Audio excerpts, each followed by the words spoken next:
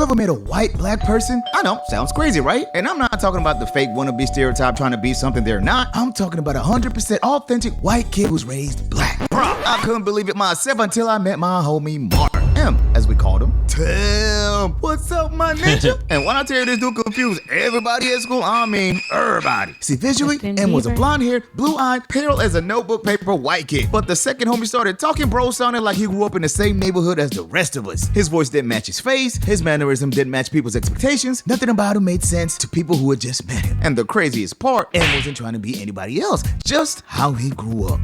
Growing up in a black household, holy, M got the whole package. His pop showed him no mercy. Pop's hands were ready to eat forever. That, my God, is where this story ends. I got Caucasian people in my family. I do, by marriage. Mm-hmm.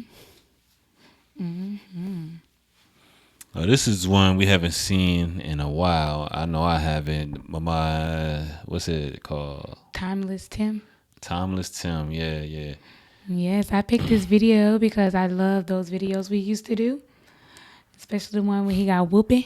Yeah, that's relatable. Yeah, I remember this. Yeah, it was lit. All right. So yeah, I picked this video. I was like, let's do a reaction to it. It's been a while. So for this story, I'ma take you back to my childhood years. Now to start it off, you gotta understand my neighborhood. See, majority of my neighborhood was black. We had a few Hispanics, some Asians, and a few white folks. And it just so happened that my boy M lived a few houses down from my house. See, when M was 5 years old, he went through some tough times. His parents split up, his dad left, his mom eventually remarried a black dude named Marcus. Later on, they had more kids. His brothers Kai Theo and his little sister Sasha, which meant M was the oldest brother. But he was the only fully white kid in the house, and trust me, that's important for today's story. So one Sunday afternoon, I'm chilling at the crib, and then I hear the doorbell ring. I get up, get to the door, open it, and it's M, Kai, and Theo. Yo, Tim, you trying to roll to the store? Now, as kids, we love the corner store. That's our spot. Snacks, candy, drinks, we know with the homies. The corner store was lit. So I naturally go back. So we leave the house, walk all the way down to the store, buy and eat some snacks, and start heading back home. Now, by this point, it was starting to get late, and you already know the rule. Be home before the street lights come on. Yeah. So instead of taking the long route, we decided to cut through the back streets, a couple alleys, a few side roads, different neighborhoods. That way, we'll make it home before we get in trouble. Big mistake. See, about 5 minutes into our walk back, we found ourselves in an unfamiliar neighborhood. So we walking, you know when something feels off, the feeling you get when something bad is about to happen, but you just can't pinpoint it. Yeah, it started bubbling. See, while walking, I noticed a lady watching us from her window. That's weird. Why is she looking at us like we don't belong here? Right. But I mind my business and keep it moving. So a few more moments pass, and I see another door open. The owner looks at us, doesn't say a word, and then closes the door. Another weird incident. Coincidence? I don't think so. Then a few more moments pass, and then I see a car coming towards our direction. Now the car was a few blocks away, so I locked my eyes. I noticed the car getting closer. That's when it's a police car. Now where I grew up, whenever cops go through the neighborhood, everybody knew the rules. Mind your business, pay them no attention, just keep walking, and maybe you'll be good. So that's exactly what we did. We kept walking and minding our business. The police car slows down, then drives slowly past us, and nothing happens. Oh, thank God, we gon' be alright. So we keep pushing. Then a few more moments pass. Then I hear another car approaching from the rear. But I'm not worried. We just got a few more blocks and we're clear. So we keep walking. But oh no, the car gets closer and closer and closer. I gaze attentively and notice it's the same cop car from before. But this time, the energy felt different. Dang, I think the cops following us. By now, everyone's noticed it's the same cop car. But we're not doing anything wrong, so we keep pushing. But then, the police car pulls next to us and the cop goes, now we're nervous, right? So nobody says a word. We want no trouble. Then the officer repeats himself. What are you boys doing in this neighborhood? And this is where things went left. See, unlike the rest of us, M was built different. So he goes, none of your business? Now, why did he go and do that? The officer immediately turns on his lights and pulls us over. Oh, this ain't good. Then he steps out and goes, there's been a couple break-ins in the neighborhood. You wouldn't happen to know anything about that, would you? Now, here's what we call a walking while black situation. A WWB. A Trayvon Martin, you might say. See, for the uninformed, if an officer claims you as a black person match the description, odds are you're cooked. Now, growing up, my parents always taught me how to act and react around the police. Went a little something like this. I'm Ariel Sky Williams. I'm 8 years old.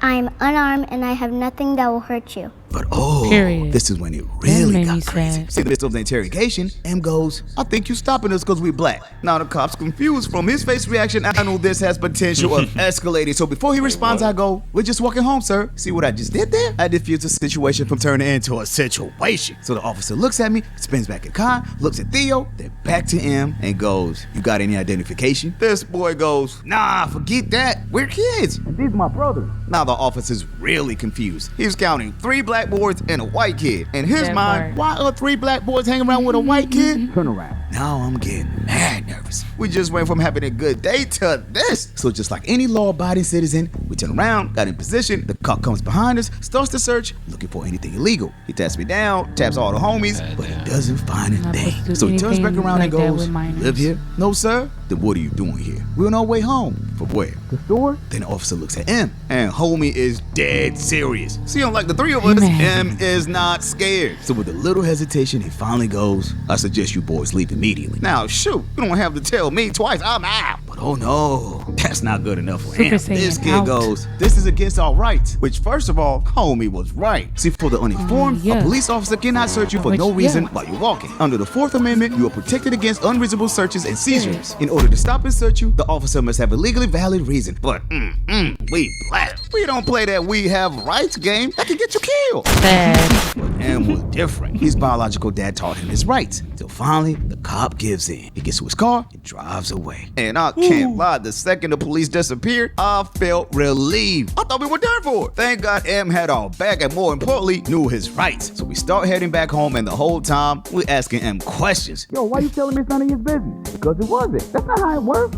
What you mean? See, unlike the rest of us, M didn't see color. He saw people. But the truth is, that's not how the world works. We had to explain it to him from our perspective. And for the first time, he finally saw and understood how real the world works through a brother's eyes. So we all make it home safely. I talked to my parents, told them the whole story, and my parents were proud of how I handled myself. But I'll tell you what, till this day, I never forgot what my mother said. Do everything you can to get back home. So, Amen. moral of the story.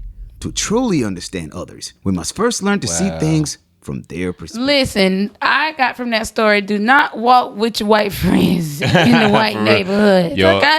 yo, I've been in some situations like that. I had a white friend. He was off the chain just like that, man. But anyway, that was definitely a good one. Timeless Tim is back, man. We appreciate you letting us react to your video. We're gonna try to put that link in the description if y'all want to see the video for yourselves. And this is the Yes. Queen and Slim podcast. We out, man. Thank you for watching. Peeper.